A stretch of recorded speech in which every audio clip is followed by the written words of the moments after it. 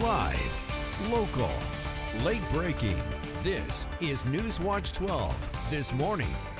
Good morning. The time is 6:30 on February 23rd. Welcome to Newswatch 12 this morning. I'm Carlos Marietta. We're first taking a live look out at Klamath Falls from the Sky Lakes Medical Center. Right now, we first want to turn over to Storm Alert Weather 12 meteorologist Sarah Kress for a look at our Mondays. And Sarah, would you say it's a good idea to have an umbrella heading out the door this morning? I would definitely carry one with you. If we're not seeing rain this morning, there's a good chance you'll see it later today. But look at your highs, or current temperatures, I should say, far from your highs. We're at 46 for Medford, 37 for Klamath Falls. It is a bit more mild along the coast this morning. 55 for Gold Beach, 43 to Wairika. We have mostly cloudy to overcast skies waking up. Have also a chance to see maybe a sprinkle or two heading out the door for your west side valleys, and we're getting some light rain along the coast. That's going to pick up throughout your day today, and we are going to see wetter conditions by the time you're heading home from school, especially into the Rogue Valley.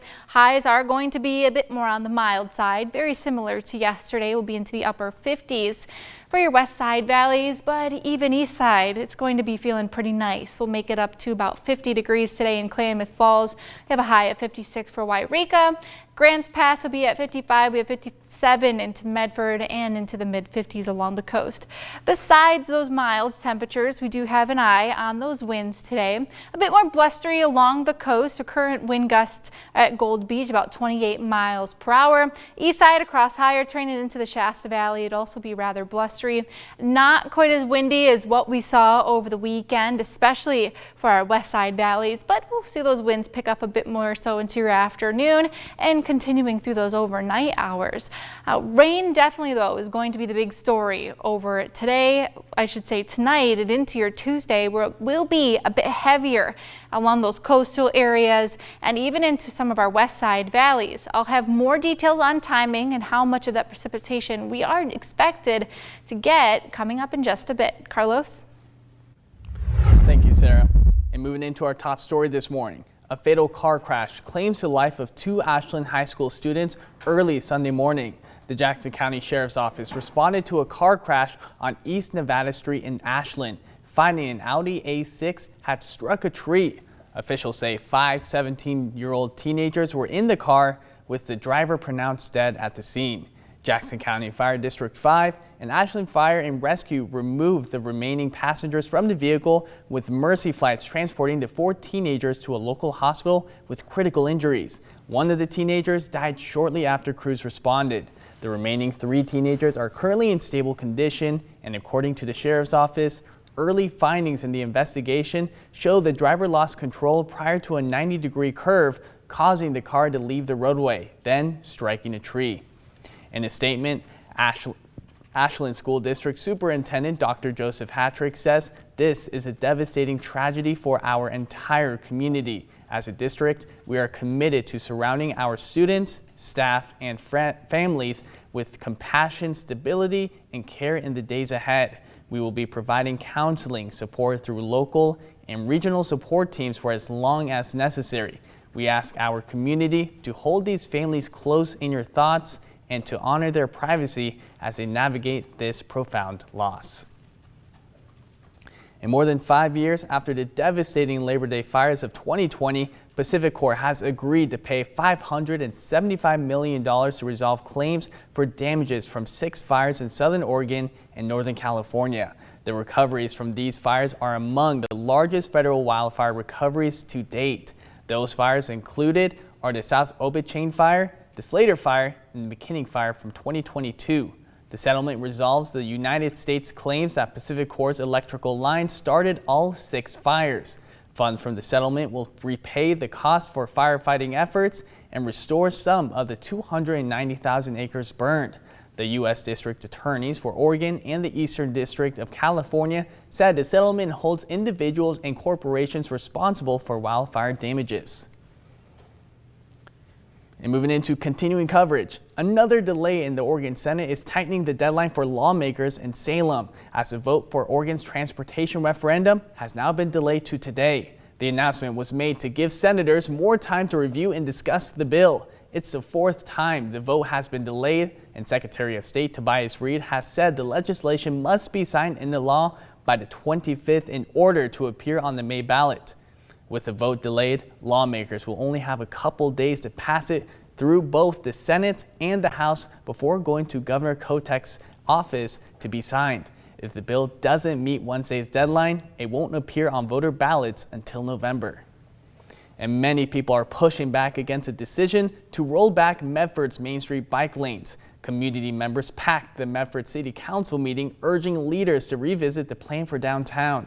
The controversy stems from the 2023 Main Street project, which added a two-way bike lane and reduced traffic lanes.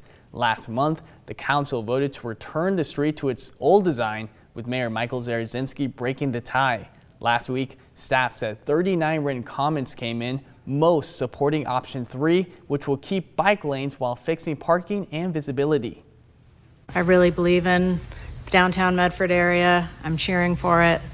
And I think we need to reconsider option 3. I think there was a reason that we all came together and decided that we needed to do something for bikers and pedestrians to make the downtown more safe and inviting.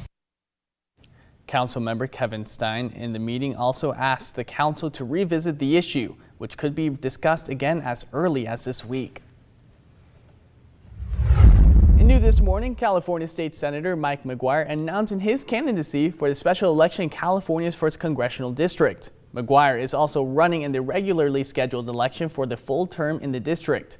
McGuire is backed by California Governor Gavin Newsom and U.S. Senators Adam Schiff and Alex Padilla.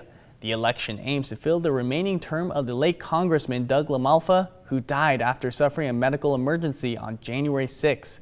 The primary election for the 1st District will coincide with the regular primary election on June 2nd. And in an update, Coast Guard Air Station North Bend assisted the Josephine County Sheriff's Office with a successful rescue of a 26-year-old hiker near Greenwall Rapids on Friday morning.